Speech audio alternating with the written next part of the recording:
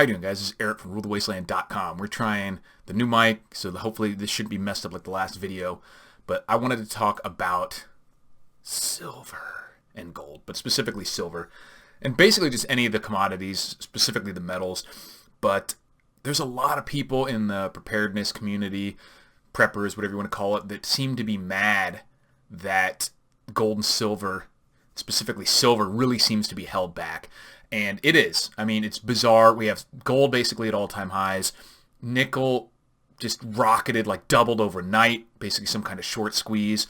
Every other commodity is going through the roof. Why the hell is silver at 24, 27, whatever it is, bucks an ounce?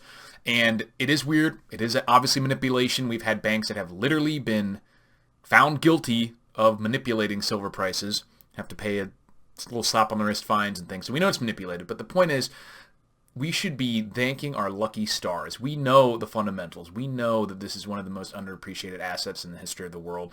We know this is the way to bet against the debt and the current monetary paradigm. And we know that that eventually is going to become an issue. And then there's still people that are complaining that this stuff is cheap. So unless you have literally millions of dollars already in silver and all of a sudden you lost your income or something, you should not be praying for the price of this to go up. You should be backing up the truck, getting as much as you can. Like I said, we know that the dollar is eventually going to have weaknesses. It's certainly going to be expedited by what's going on in the world right now. All over the world for years, we've been crushing nations who try to get away from the current monetary system. Honestly, I think that's a better model for explaining why the U.S. has done the military things that it has versus the oil. We have oil. You know, we can get oil other places. I think that the reason that it seems like we're going after nations with oil is because those are the only ones that have the ability, because of the natural resources, to do some other sort of some other sort of monetary system, break away from the fiat dollar, from Federal Reserve notes, from the oil-backed system that we have. I'm sorry, the U.S. dollar as being the actual unit of choice for all these countries. So stuff like Libya, all these countries that try to get away from that and then get hammered. All the ones that don't have oil just don't really have the ability to break away from that. They're forced to use everyone else's monetary system.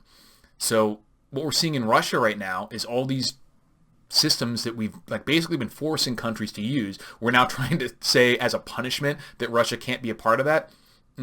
Russia's already been moving away, or working to move away, from this system for years. China as well, the BRIC nations, Brazil, Russia, India, China, have all been kind of know what's going on. They don't like being under the thumb of the U.S. in that way, so they've been working on unilateral trade deals, doing directly country-to-country transactions in other currencies to get away from the petrodollar. And now we're sort of forcing that to happen even quicker by all these sanctions. And obviously, these governments know that's going to happen. They knew this would happen going into the Russia thing. I think China probably already knew what Russia was going to do and was involved to some extent in their plans. China has come out and said that they're not allies of Russia, but they're partners, trade partners. India has said that they're, in certain ways have said that they're sick of the U.S. and they're not going to get involved, really. They don't have any beef with Russia. So right there, if you've got Russia, India, China, Brazil, and even a couple African nations, you've got half the world's population that are already moving away from the dollar. When that happens, that's all the Western countries have, specifically U.S., is exporting dollars. We have nothing. I mean, we have natural resources here in the U.S., luckily, but we have no productive capacity. We can't do anything with that right now. All that stuff is being made and manufactured in other places. The one thing we have, luckily, is food, so that will help us in these insane times that are probably coming up. But, when the dollar starts to have issues and other countries can pay a lot more for the food than our fellow Americans, and that stuff's going to get exported. So that it's going to be rough times too. So my whole point in this video is, don't get mad that silver is cheap.